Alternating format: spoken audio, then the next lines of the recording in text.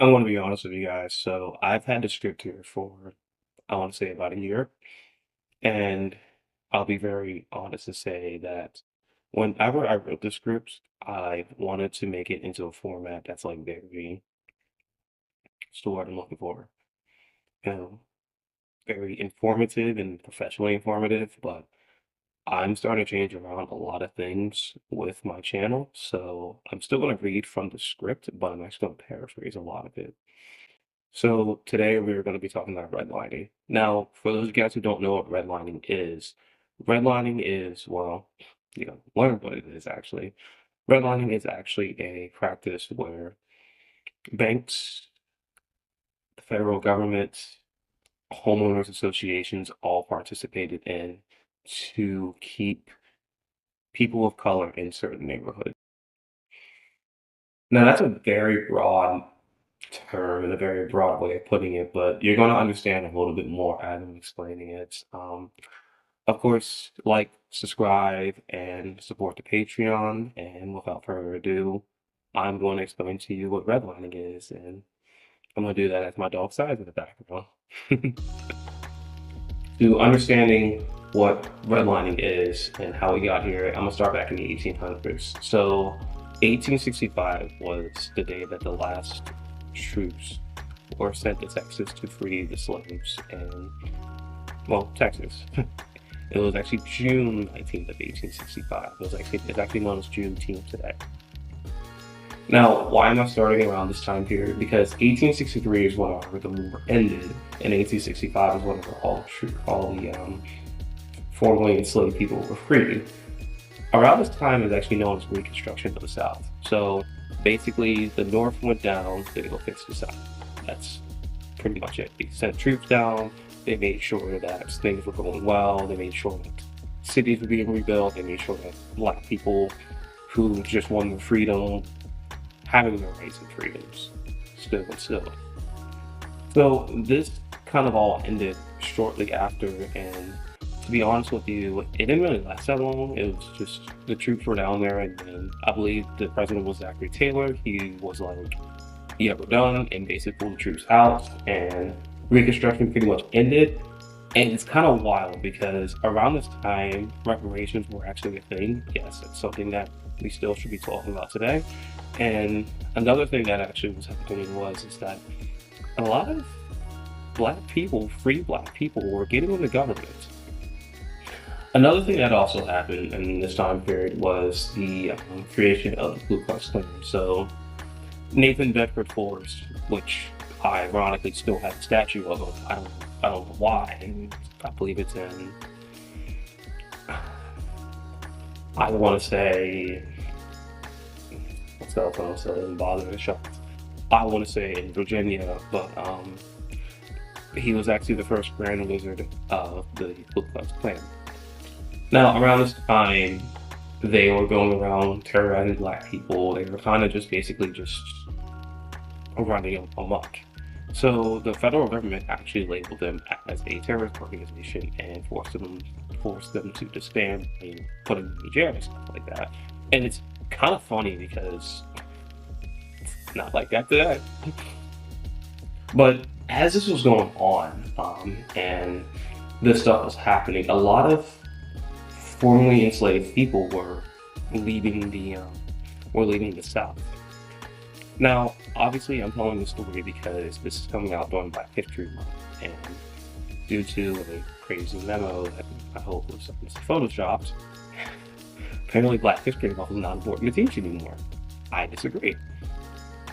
Not only do I disagree because obviously I'm a black man, but I disagree because there's a lot of black history that is not taught that we need to be teaching to understand American history. Now, to understand how we got to the point of redlining, we need to understand how we got to the point of people fleeing the South.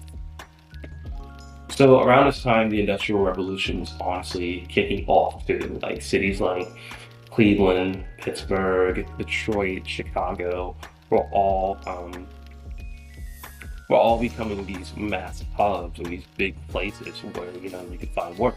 So obviously immigrants were coming in around this time period too from Ellis Island. So it kind of made a mass swarm onto cities. So it's actually known as this time period as the Great Migration. So this Great Migration happened around the time 1910. It actually happened a little bit before then, but it got even worse as it got even more prevalent as the Industrial Revolution was going on. The steel mills were going up. I live in the Rust Belt, so I'm going to refer to the steel mills a lot. Steel mills, manufacturing jobs, all were there. So many formerly enslaved people were coming up from the south and then coming up to the north. Very easy to basically, like put that together. Obviously if there's jobs, you're going to move from one place to another place. It's just how that works. Now, as this was going on, um, history is crazy if you think about it. 1915 was actually a movie. I believe that's the date. 1915 there was a movie that came out called Birth of a Nation.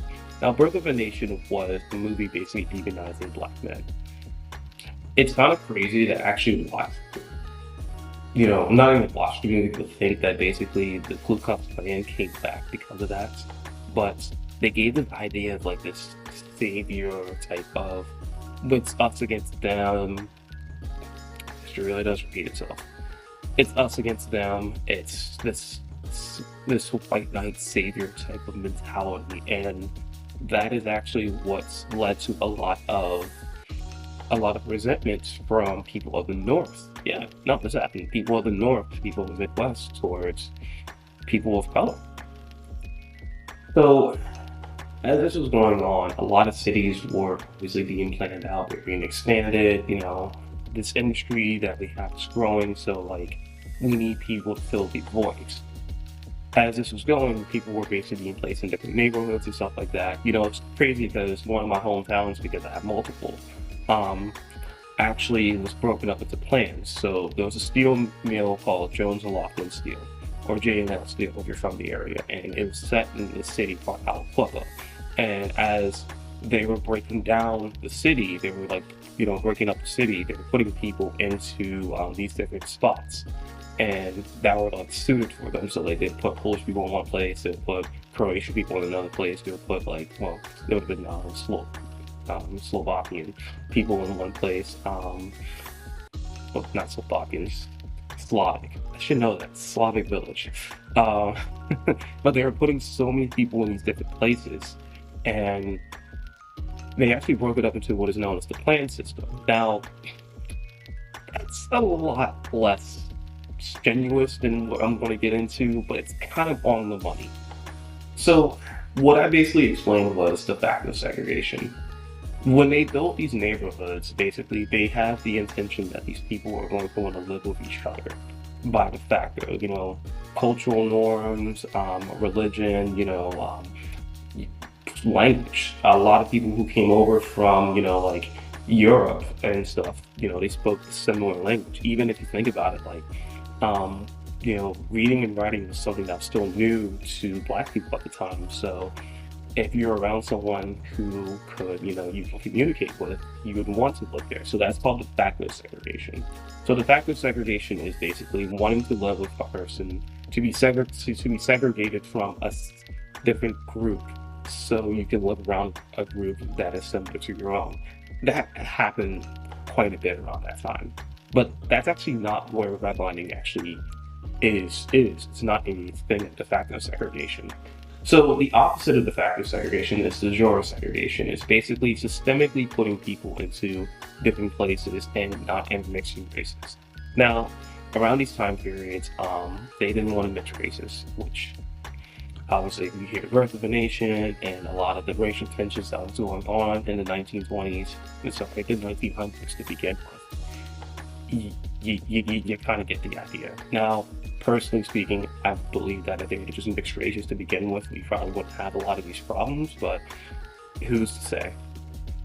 So a lot of the stuff was broken down into de jure segregation, and redlining has played a huge factor into that, which basically what they did with redlining is that they broke down every single neighborhood and every single ward in all the cities, and they basically said that this is a good neighborhood, this is a neighborhood on decline, and this neighborhood in red, that is a neighborhood that is full of black people.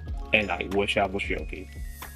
It's actually funny. So when I was researching this, I was actually looking at a map of Cleveland, and because that's where I live now, and I was looking at all the different neighborhoods and stuff. And the neighborhood I currently just moved to was previously a redlining neighborhood. Like there's parts of it that was previously redlined.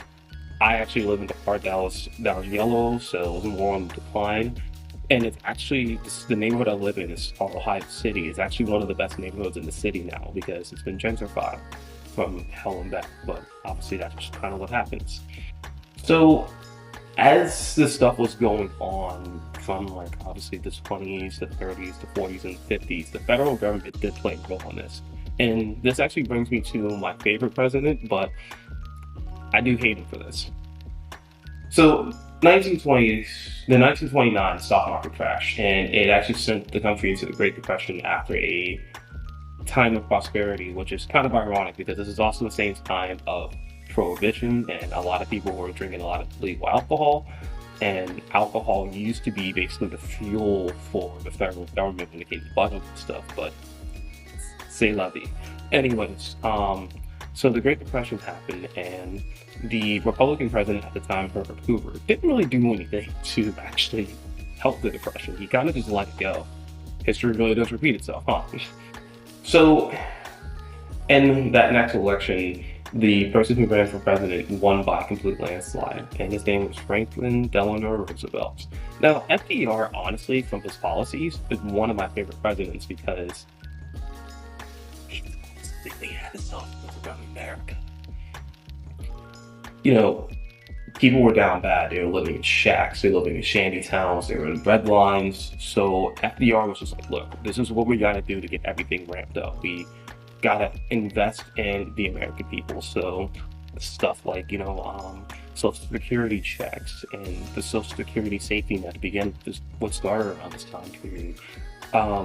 Stuff like food stamps, like SNAP and WIC started around this time period. Basically, FDR was having the federal government invest money into the American people, which, when you think about it, sounds crazy, especially in today's time period. But the reality of the situation is that America was so damn bad, they had no other option.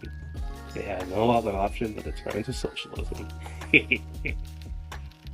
So, as this is going on, he was also building housing. So, a lot of what we know as the projects, if you're like me, a lot of what we know as the projects. Actually, the initiative started in the 1930s and 1940s.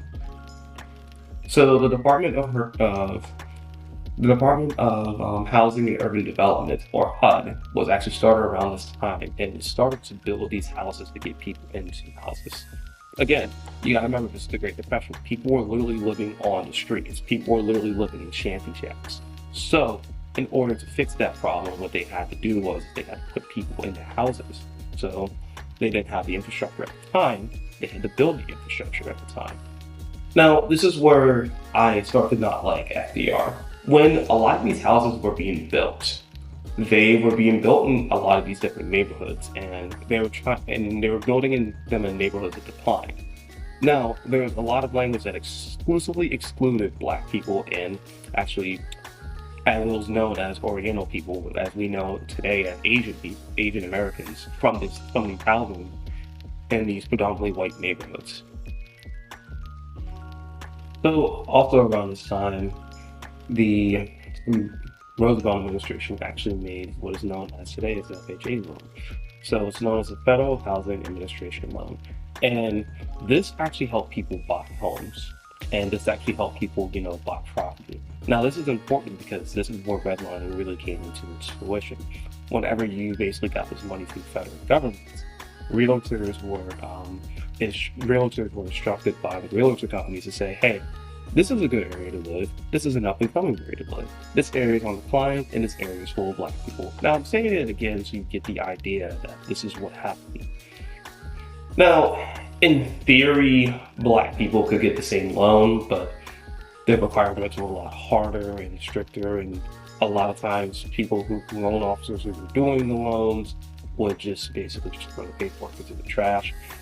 Ironically speaking, this is actually what led to, the march on it's the not the March on Selma, the March of Washington. That's the wrong one. The March of Washington, and when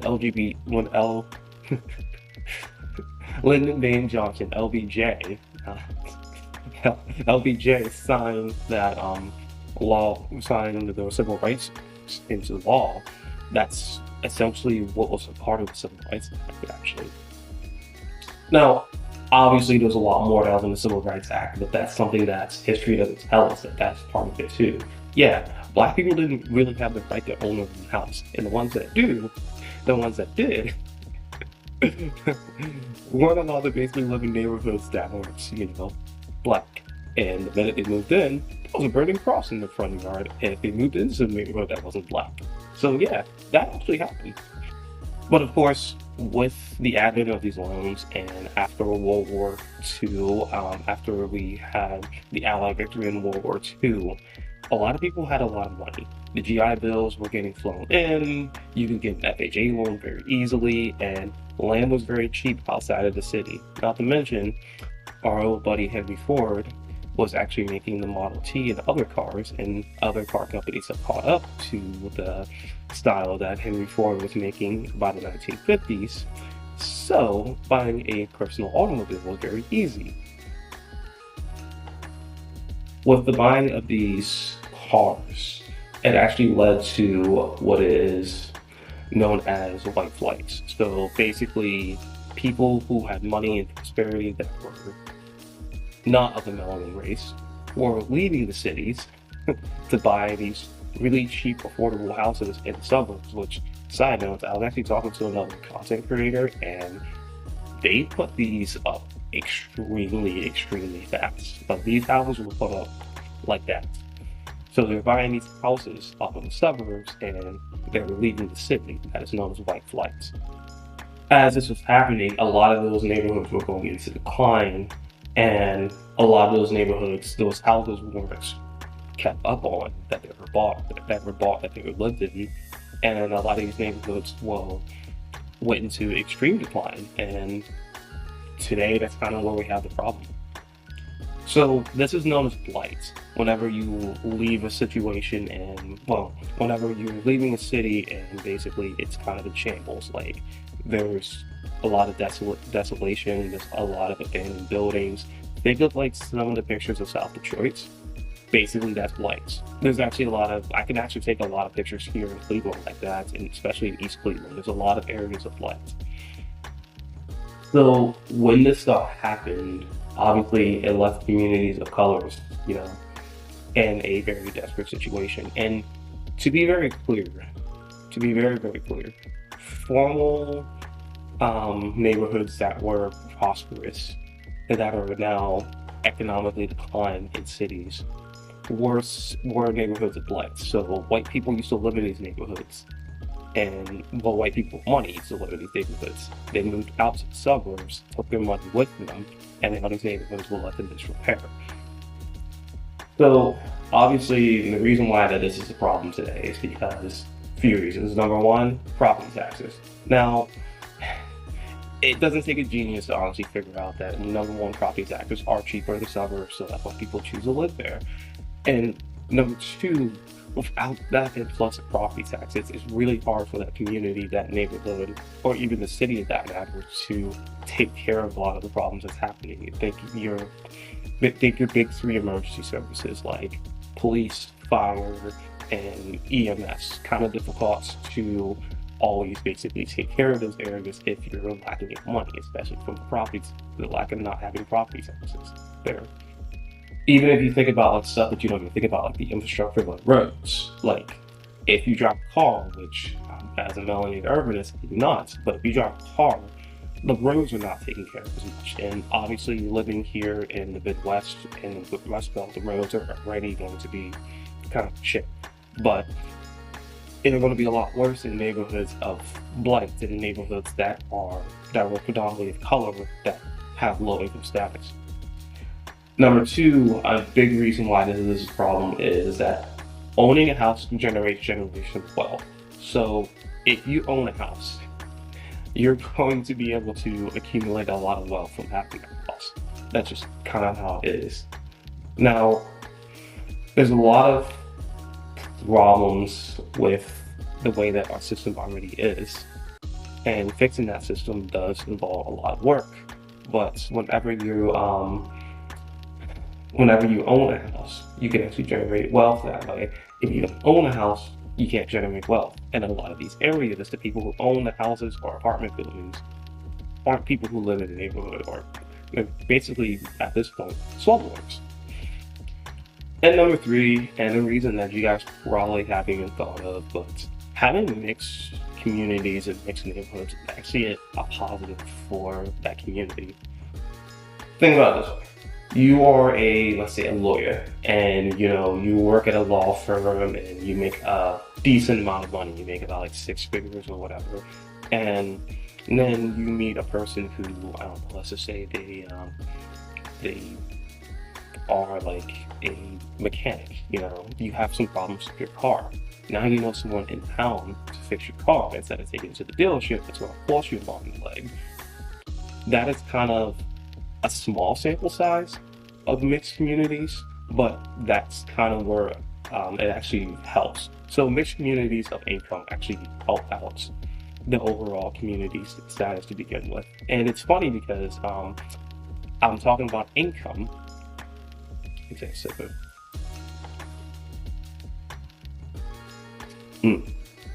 sorry, driving off. I'm talking about income, but this also applies to race too. Think about it this way.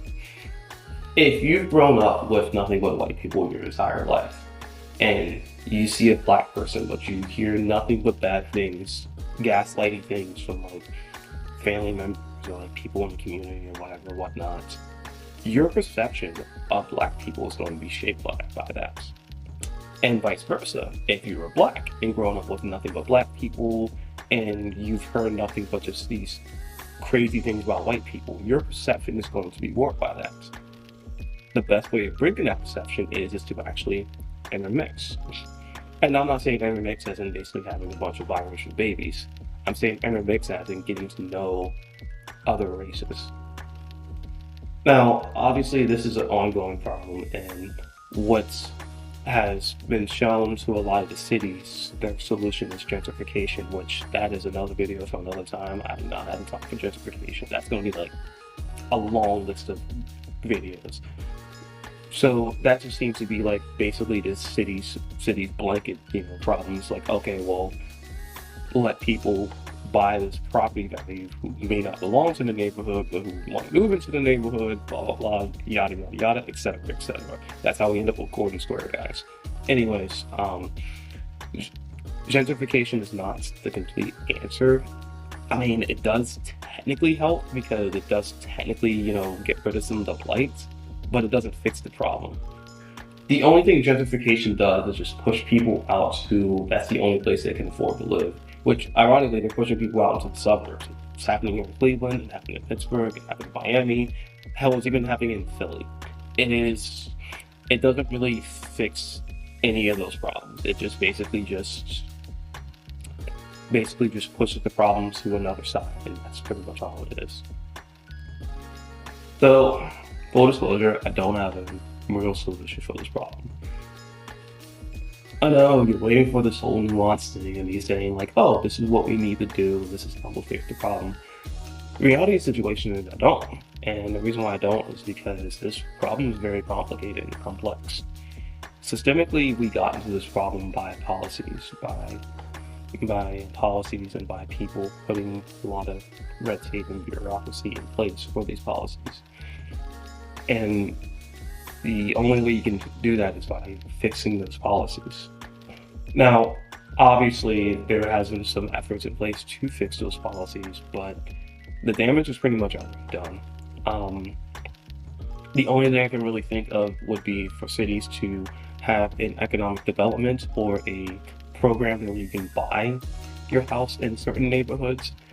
But the big problem is that like a lot of that money would have to come from the state or federal government, and if you're like me that lives in a red state, or you understand that you have a person who is hell-bent on gutting the government agencies like that, it's more than likely not going to happen.